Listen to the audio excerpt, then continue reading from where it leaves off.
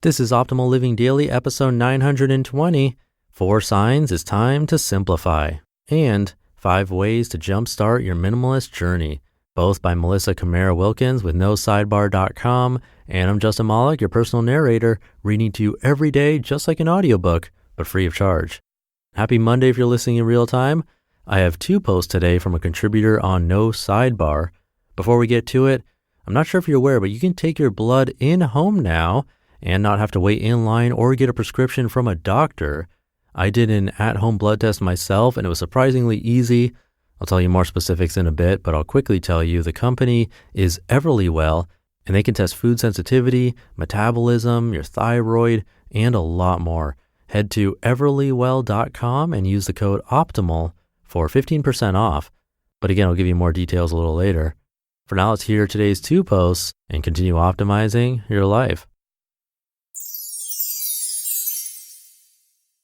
4 Signs It's Time to Simplify by Camara Wilkins with NoSidebar.com. Summer's wrapping up around here, but it's not over yet. The ceiling fans are still looping around and around all day long. There are still bathing suits hanging to dry and beach towels in a heap. Still smoothie glasses on the counter and ice cream bowls in the sink. It's fine, it's good, but I know it won't be long before I'm ready for a reset. The board games will be perpetually underfoot, even though no one's playing. There will be snack bowls left on the picnic table outside, even though no one's snacking. There will be books stacked in every corner because, well, that's what we do with books. And I'll be ready for it all to be put away. It doesn't take long for all the stuff that we were just using to start feeling like clutter. But that's actually okay. That's how I know it's time to make life simpler again. That's my sign. It's time to simplify when everything starts to feel cluttered instead of clear. And I do mean in my space, but I don't mean just in my space. All that stuff everywhere is just a symptom. That stuff is how I know I haven't been paying enough attention to what belongs and what doesn't belong in my life and in my home and in my heart and in my mind. Because they all get cluttered, right? Here's how I listen for when it's time to simplify again. Number 1, notice your space. Is there stuff everywhere? More importantly, why is there stuff everywhere? Maybe it feels like there's nowhere for the stuff to go or no time to put it away. Maybe there's just too much of it. Maybe there are things you don't use or don't need anymore. Maybe life would be simpler with less. What's really going on? What is your stuff trying to tell you? Number 2, listen to your mind. Clutter in your mind feels like thoughts pinging back and forth. Maybe you're wondering what people think. Maybe you're arguing with the past. Maybe you're worrying about the future. Maybe you're jumping from project to project, but you're totally unable to engage with the one thing that's right in front of you. Do you need to clear your mind? Number 3, listen to your heart. Clutter in your heart feels like emotions that are all over the place, pulling you in all different directions because you haven't decided what's most important for right now. You're feeling everything, but not processing anything. You need to slow down to feel your feelings and see where to go next. What is your heart telling you? Number 4, listen to your soul.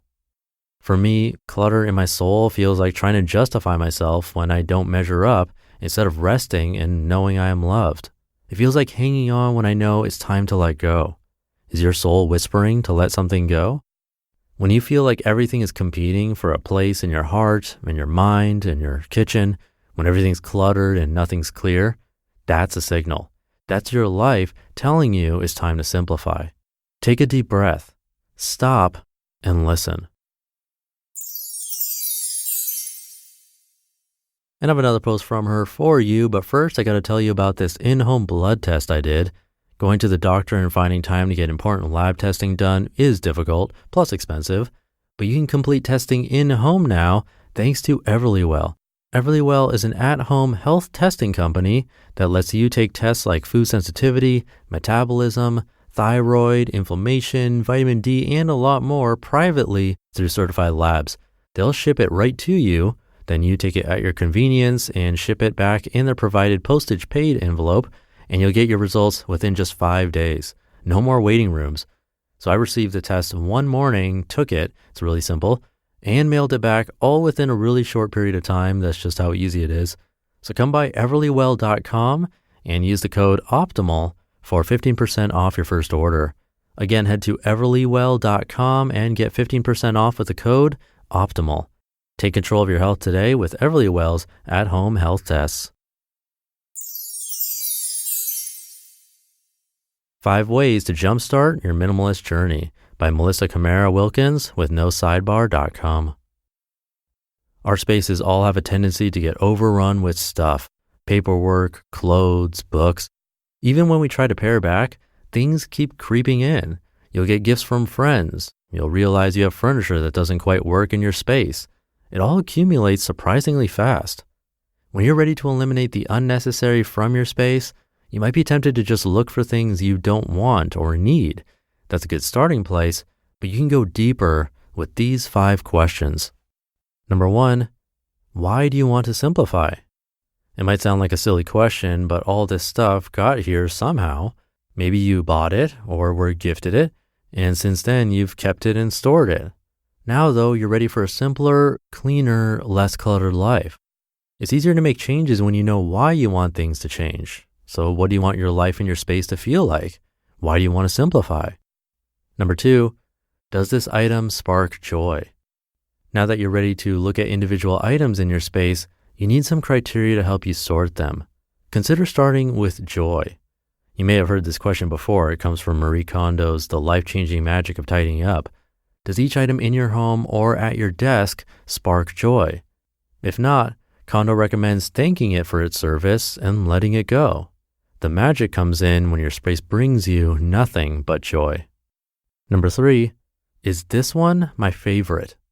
If you have multiples of anything, lots of t-shirts or tools, lots of color choices, an overwhelming collection of books or gadgets or dishes or decorative items, this might be the best question for you. Is this one your favorite? If not, why not pare back until you're surrounded by only the things you like best? Number 4, can I live without this? If you can live without it happily, it can go. This question helps you to look at your minimalist journey from a more positive angle. When you ask, do I need this? You'll find yourself answering with a lot of negatives.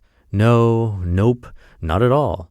But asking, can I live without it, results in lots of positives. Yes, I can.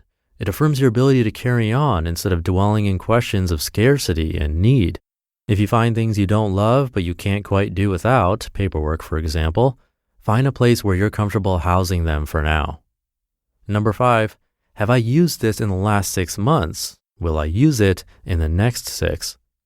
Some things in our homes seem useful until we think about when we last used them. If it sparks joy but you haven't used it lately, why not? Has it been overlooked because there are too many other belongings getting in the way? Will you use it now that you've been reminded of it? Could you live without it?